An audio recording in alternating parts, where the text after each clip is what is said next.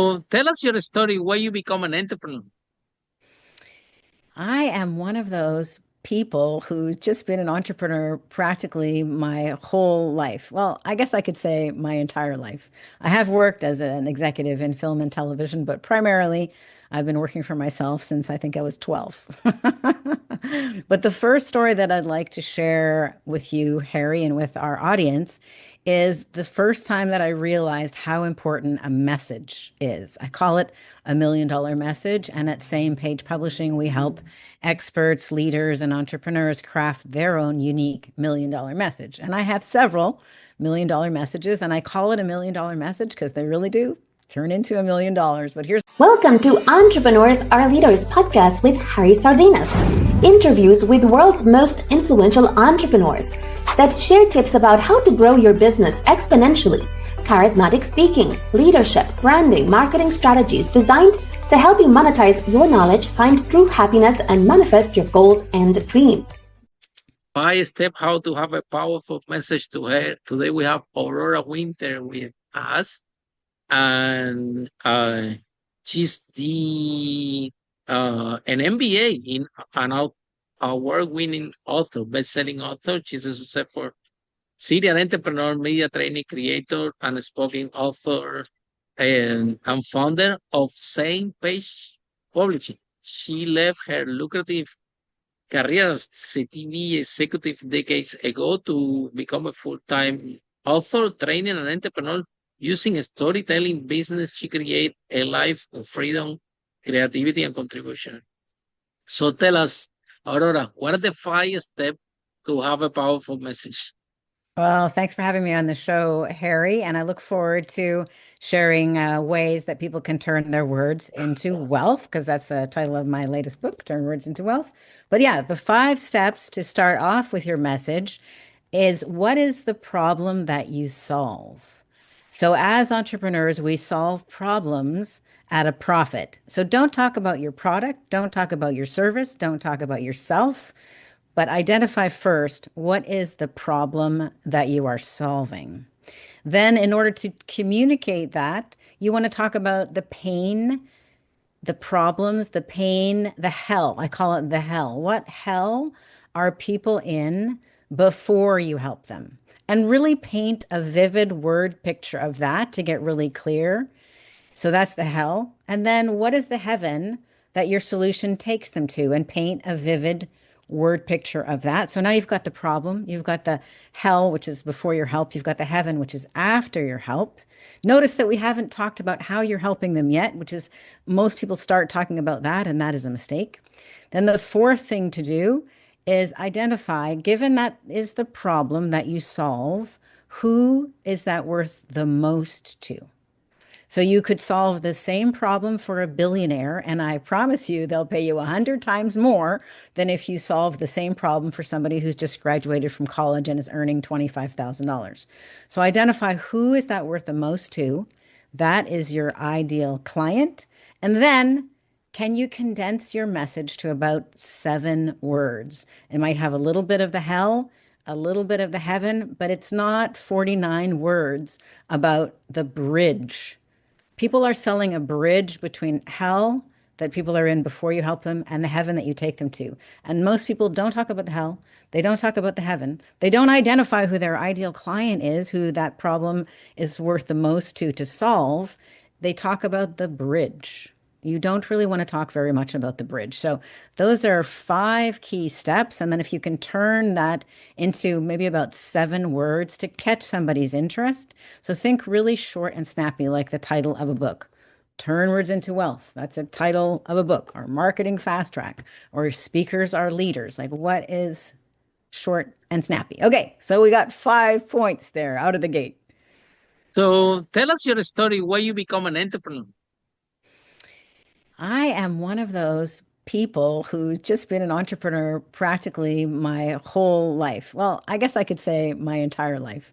I have worked as an executive in film and television, but primarily I've been working for myself since I think I was 12. But the first story that I'd like to share with you, Harry, and with our audience is the first time that I realized how important a message is. I call it $1 million message. And at Same Page Publishing, we help experts, leaders, and entrepreneurs craft their own unique $1 million message. And I have several $1 million messages, and I call it $1 million message because they really do turn into $1 million. But here's my first example. So my husband and I had started a business. Actually, we started a business selling and renting boats. We were two kids in our 20s, fresh out of university. Oh, We wow. didn't have any money. We just had big dreams and we were madly in love. And that's why we started a business.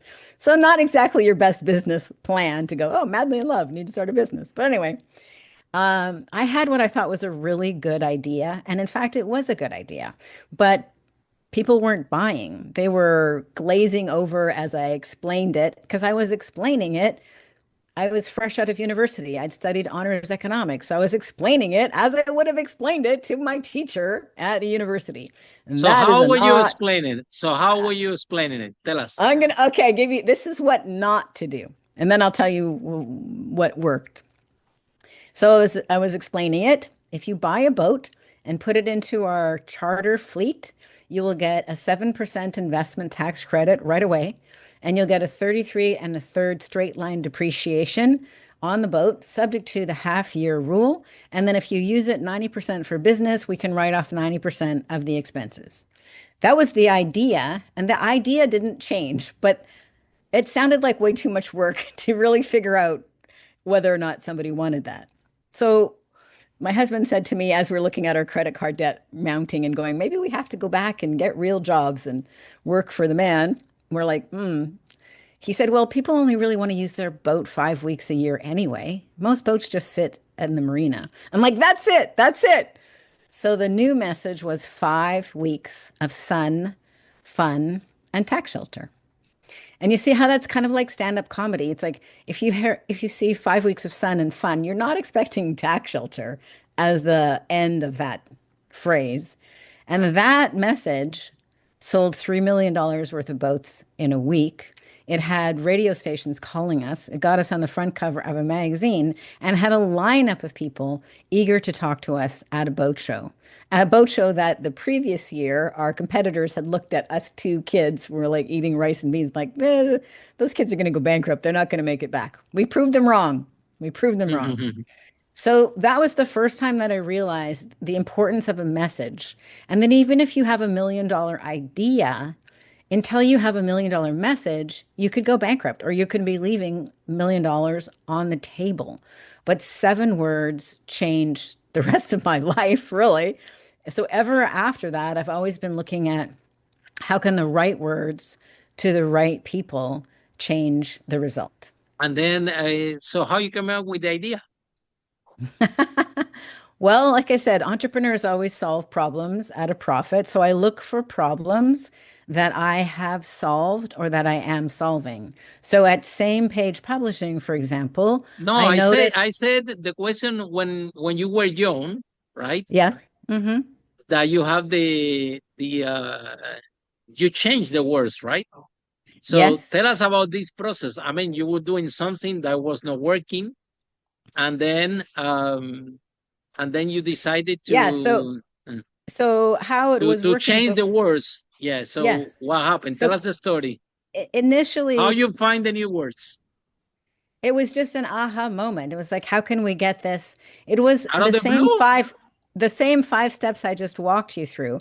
It's like, what is the problem that we're actually solving? What people actually wanted to buy was to have fun on a boat, to have the 5 weeks of sun and fun. That's what they wanted. And then the twist, or the way we added more value, was why not have the government pay for it or have your tax savings pay for it? So if people are in the 50% tax bracket, maybe they, instead of giving the money to the government, they can use it to buy a boat and then rent that boat. So that was the idea. Yeah. But initially, when people came in, I gave them like a phone book size of, here are the tax rules, here's a bunch of projections, like here's all the information you need and more. And it was like, too much information. And then when we changed the message to 5 weeks of sun, fun, and tax shelter, we did a beautiful short brochure with lots of pictures of boats, little tiny description of the tax savings. And that made all the difference. And I think that is a common mistake, especially people, if you've been educated at university, you're taught, to deliver the verbal equivalent of an Excel spreadsheet instead of just saying something short and snappy that gets to the point. So tell us about your other businesses. Tell you about my other businesses?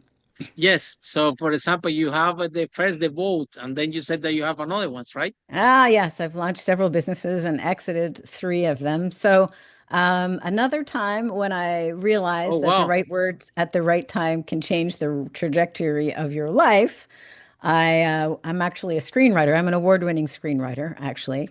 And but my very first screenplay ever, I got the chance to pitch it or present it at the Banff Media Festival. So just before getting onto the stage, there's going to be like 600 people in the audience from Hollywood and around the world, all the movers and shakers in film and television. And I got my chance to pitch my movie idea. And I'm like, this is like, shoulder goes into spasm. But anyway, I get up on the stage and I'm being interviewed and I pitch my movie idea. And it sparked a bidding war, which was amazing. And then my agent was there and she fielded offers on my behalf. And once again, I was taught the lesson that, you know what, the breakthroughs come when, as you teach, when you get that out there and you're speaking. The breakthroughs don't come when you're working hard in your office all by yourself, even if you're working, for a month straight without taking any breaks. The breaks actually come when you talk to people. So that 20-minute pitch at the Banff Media Festival, pitching the screenplay I had written, resulted in a bidding war, my agent fielding offers. I got profiled in Variety magazine. I was profiled as 100 Canadians to watch in Maclean's magazine, which is like a glossy magazine in Canada. That's very high profile. And what later happened was I went to work as an executive in film and television. I worked for Canada's largest feature film and television company, Atlantis Films at the time. They've changed names now. I oversaw 250 hours of programming and a development budget of $1.5 million. And I worked closely with top-level screenwriters to help them create better movies, and also got very involved in pitching to raise capital to make a movie, because it's expensive making a movie.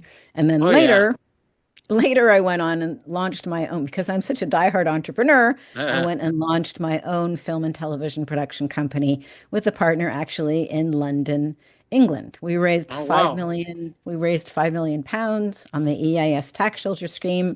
Again, tapping into tax benefits. And made 8 and films. use the words and changing the words. So now, exactly. So what was the message then? Now. The message for Random Harvest Productions, which was the name of that company, was why not? We had structured the company so we could access Canadian grants and UK grants, and in UK we have for movies actually tax credits. I'm aware. Exactly right. And then we set it up at the Isle of Man. So we optimized the finances, and then we pitched them various projects, including some that I wrote. So that was kind of fun. And then what was the process? And the process, like, for example, the message, like you have the message with the boat, right? Which you change it and everything. So doing the film company, then how were you pitching this? So once again, it is all about what is the problem that you solve? What extra value do you bring that others don't bring? So basically the message was, hey, you could use the tax money in your advantage, right? That people don't see the tax money as an expense, right? Exactly. So why not maximize your tax savings with the UK and Canadian and Isle of Man tax savings? And that was the message that worked. Well, but for the movies, for the investors, for the movies. Exactly. Each movie, we had to have an individual pitch. So usually when you're pitching a movie, you have a little bit about how the story is great, and then maybe you have a director or you have some cast attached. That was one of the things about being in the film business in Hollywood, because no sooner do you get John Cleese attached or Nicole Kidman to do your movie, and then you're cobbling together the financing, and then you get the director, and then the actress falls out, and it's like hard to get all the pieces lined up together. I've been in the movies several times, so I know the whole Oh dynamic. yeah. I've been supporting actors. That, by the way, when you go to the movies, you think that I was thinking when I was supporting an actor there that everybody was an actor but me, right? And we just actually published the book for the producer, right? And then they say that, and I'm in this set, and I'm looking at everybody, and I'm thinking, wow, the point of this is that everybody was asking me that they study acting. Well, it wasn't a scene with 20 people, and everybody was well trained. There was two homeless. Everybody was an actor. And when the scene started, oh my God, I realized that even to be an extra in a film, if you study acting, that would be helpful. But I managed. I've been in 3 or 4 movies. So my question to you was related with the actually with the pitch.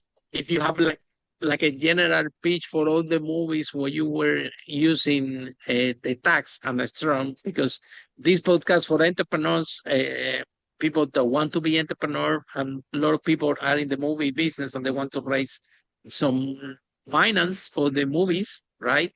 So what would be the way that they pitch those movies? I think that you have like a general format where you're using the tax as an advantage, the same thing you did with the votes, right? You start to do it with the movies. Yeah, So what you want to do with movie pitching is you want to mhm. give people maybe two examples that are similar. So, for example, I have a client, Michael Stockham, and he's writing legal thrillers, and we're pitching them right now as a movie. So, a good thing to say is, it's kind of like John Grisham meets James Patterson. We've got this legal thriller, and then you can go on and describe it. But you want to really grab people in just the first few words. And the fastest way to do that in the movie business is it's like X meets Y. How about the tax? You don't mention the tax in this time, no? Well, in The that tax credits. each movie, it depends where you're setting it up. And in that movie, we're planning on setting it up in Texas. So there are tax credits in Texas. So, for example, this book, which also has some interest from BBC to turn into a TV series, it's for young adults. So I say it's like Harry Potter meets Doctor Who. So that would be an example.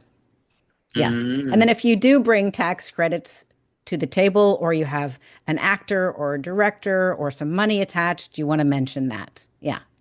And depend on the country, right? And it definitely depends on the country. Yes. Okay. So we have the first business boat. We have the second business, which is movies and raising finance. So which one are the next one you have?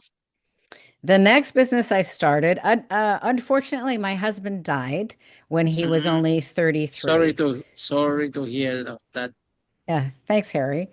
But that actually led to my next business. I actually first struggled to get through grief myself, and then I wanted to help other grieving people. So I started a company called the Grief Coach Academy. And we helped a lot of people through grief. I've now sold that company and somebody else is running it. The message with the Grief Coach Academy is that on average, people suffer 5 to 7 years with grief. And that's just wrong. That's a waste of, human suffering. So at the Grief Coach Academy, we taught a process so people can get through it in a fraction of that time. They could heal 10 times faster. So instead of suffering for 5 to 8 years, people could get through their grief in 5 to 8 months or even 5 to 8 weeks. It was really quite amazing that the process that happened. So Wow. I'm saying a lot of words there, but it was basically on average, people suffer from grief 5 to 8 years. What if you could get through it 10 times faster? And that short message launched the Grief Coach Academy. And that was a number of years ago. So I was the first company to offer coach training, specifically grief coach training, to help people through grief with coaching. At the time that I launched it, people thought, no, you can't coach somebody through grief. They need therapy. And I went very angry about that. I went on a lot of TV and radio shows saying, honestly, if you were not grieving after somebody you love died, then you would need therapy because that's an abnormal reaction. Grief is a normal and natural reaction to loss. And coaching, I had so many clients that when I coached them, they said, you helped me more in that one session than my therapist has helped me in 6 months. And I love my therapist, but can you teach me how to coach people the way that you're coaching me? And I'm like, okay, catch the message. When I get the message several times, then I went from just coaching people one-on-one to training other coaches how to do that. And that became the Grief Coach Academy. So that was another business that made cumulatively That one, 7 in figures. that one in particular, can you use in this podcast? We have, I don't know if you hear about this incident about the submarine that went to the Titanic, and then and the people died in that experience. It was a small submarine. It cost a lot of money. You need to be multi-millionaire. You need to have a lot of money to go inside that submarine, to go there to see it. And it came to my podcast, the sister, and to this podcast, and the brother, it was the person who dies, which is actually was really, really wealthy, and his son. Both of them together happened in that experience. And she was sharing with me that she was telling me, Harry, even the son my nephew didn't even want to go to do this thing. It was the dad that was so excited. Come on, let's do it. Do what you do as a father and son thing. And then this terrible accident happened where the woman lost her brother and the nephew in an incident that became a global news. I think that is actually I think there is a documentary out there about this incident, and she was devastated. And I was aware like this, like it was taking that she shared with us. She actually wrote a book, right, a poetry book, and she was talking about her book and how difficult and long and painful had been this process for her. And I think that this academy that you design is very helpful for people, because for people sometimes with grieving, they maybe they take it in a way that can take years, right? And it's here that they cannot be living at the full potential. And That's right. And I wrote a book about how to get through grief more quickly. One of the processes that we teach at the Grief Coach Academy is called the Peace Method. So the book is called Grief Relief in 30 Minutes, How to Use the Peace Method to Go from Heartbreak to Happiness.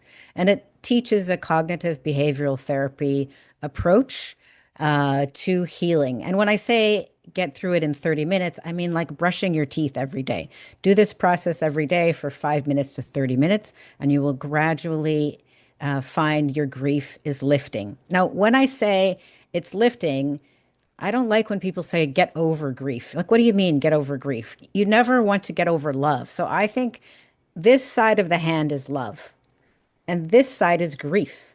So how could you possibly get over grief? Because this side is love. So your podcast guest that you were talking about, she loved her brother and her nephew. Of course, she is going to feel sad. She's going to feel that loss. But what I mean is you don't want to be incapacitated, where you're seeing life in shades of gray, that you don't feel like you can have joy or you can laugh. That's that is what Grief Coach Academy is about. So people can get that book, The Grief Relief in 30 Minutes. It's on Amazon and other places. There's also a grief relief workbook where they can work through the process. And what I find is that grief is kind of like an undigested meal.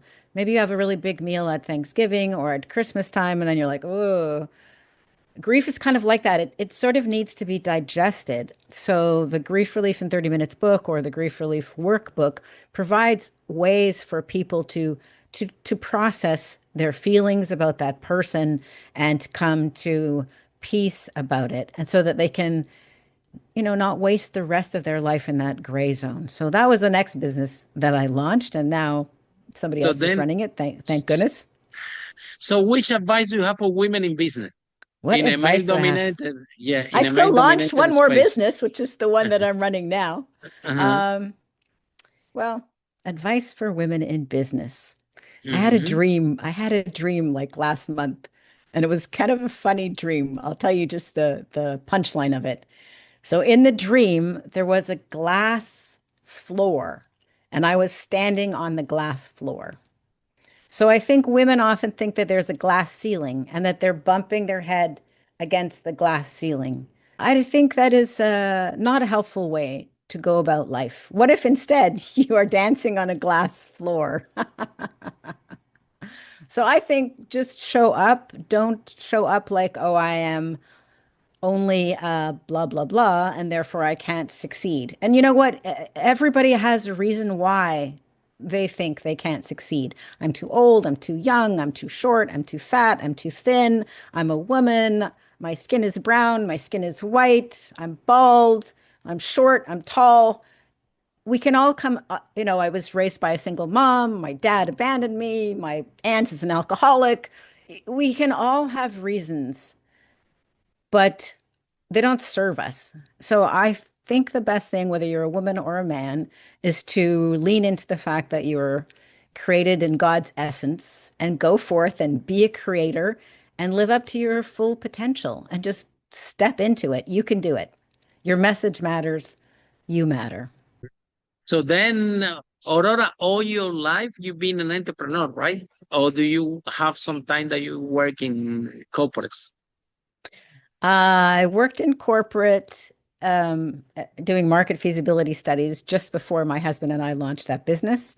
And then I worked as a television executive, writer, producer in Hollywood. And that's about it. Besides that, I launched my own businesses. But although I've made 7 figures and had many breakthroughs, like everybody, I have moments where I'm like, I don't want to do this anymore. I want to pivot, or this is not working. And one of the things that really worked for me, for example, when I was running the Grief Coach Academy, I spent like over a decade helping people through grief, coming up with systems. I had masterminds and events. I certified coaches. And then at one point, I'm just like, you know what? I'm done. I don't want the rest of my life to be talking about grief. Yes, I've done TV interviews, radio interviews, hosted people. I was making a big difference. And I had a whole series of books and video trainings, and the systems were finally all working beautifully. But I'm the kind of person that likes creating things, not maintaining things. And also, I think it was just time for me. I can tell because you have several businesses. Yeah. So was creating one. It's like Walt Disney, the creator never stopped to create, right? Exactly, the creator. So I like creating a new business. So, but I didn't know if people would accept. I was like, okay, what's next? I am known as the Grief Coach Academy founder. I have a small email list, about 12,000 on the email list at that time. But people kept coming to me and saying, how did you write so many books? How did you get on radio? How did you get on TV? Can you teach me how to fast track my marketing? And I'm like, maybe that's the next business. But I wanted to test the idea in 90 days. So while I was still running the Grief Coach Academy, instead of saying, oh, I'm pivoting and starting Zane Page Publishing, I wanted to test it. And this is something I recommend. So if you have a good idea, instead of going all in and hiring a team and, signing the rent on an office, what can you do in 90 days or less that is less than you're paying for your rent or your mortgage for 3 months? So a very, say under $10,000 test that you can do in 3 months that will validate product market fit. I think a lot of people make the mistake. They're trying to sell something that nobody wants. So before you go all in, make sure people want it. So what I did is I asked the director of coaching for Tony Robbins at the time, Mark von Musser. He had interviewed me about how to coach people from heartbreak to happiness, or how to coach people through grief. So I had talked to his 100 coaches about that. And I said, hey, would you interview me about marketing and messaging? And he's like, sure, I know your background as an entrepreneur. Most people don't know it, but I know it. So yeah, so he interviewed me. It was just a 1-hour interview. And I talked about the 3 marketing mistakes that even smart people make and how to avoid them. So it was a great interview and I really liked it. I transcribed it and I turned it into a little book. What were these mistakes? Can you share them? Oh, I don't know if I can remember them all offhand, but yes, I'll tell you. Here's the little book. Let me just finish the story and then I'll tell you the 3 mistakes. So I turned it into a PDF first, and then I used that PDF to get booked on television because a host who had previously had me on. But anyway, and then I turned it into a little soft cover book and offered it to my email list for free, but they paid for shipping and handling. And then they got a series of videos adding more value and talking about marketing, messaging, and publishing, not talking about grief coaching. And the result was $250,000 of new business in 90 days. So not only did I have $250,000, but I also, more importantly, had clarity that yes, people did want my help with their marketing and messaging. And so then I launched and started my current business, which is Zane Page Publishing. And people can get Marketing Fast Track at marketingfasttrack.com or wherever books are sold. Let me see. What are the 3 marketing mistakes that even smart people make? One of them is not choosing to be an expert. Like in order to maximize your revenue, you can't be a generalist. You got to be an expert at something, right? So decide to be an expert and double down into that. Second mistake is not talking about problems. We talked about this at the beginning. You want to get comfortable talking about problems and talking about them in the way that your prospect. Use the words that your prospect uses and don't broadcast, I call it from WIIFM. So what's in it for me? You want to talk the language for the other person, not talk about yourself. What's in it for me? Broadcast from that. And then the third mistake is not deciding to study marketing and messaging, because like any skill, you need to study it to become great at it. And if you would really like to make 7 figures or more, marketing is one of the most valuable things to study. Definitely to get the first million is a marketing and sales side. So Aurora, that has been amazing. Thank you so much for the broadcast. I really appreciate it. And for all of you following the podcast, you know our next episode, how brave entrepreneurs like Aurora have set up business and made the world a better place. Bye for now. Bye for now. Follow us for more on charismatic speaking, leadership, exponential business growth, branding, marketing, strategies designed to help you monetize your knowledge, find true happiness, and manifest your goals and dreams.